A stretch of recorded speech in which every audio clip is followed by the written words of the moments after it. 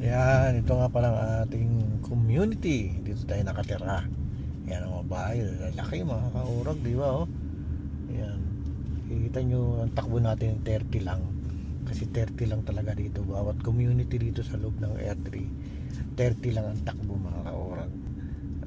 Kaya 30 lang ang takbo natin. Kasi pag lumampas tayo dyan, nag 40 tayo, nag 50 tayo, ayan, may pulis dyan na nagtatago. Ayan, tayo mahuli pa.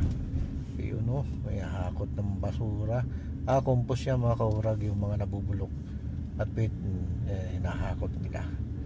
Yan sa kulay green lagyan. Ayan, di ba?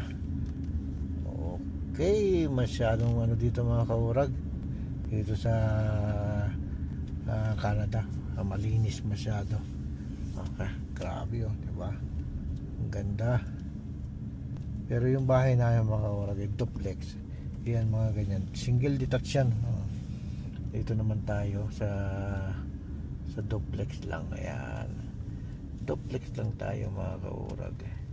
Yun pala yung bagong nakakuha ng bahay dyan, ang ating kapitbahay.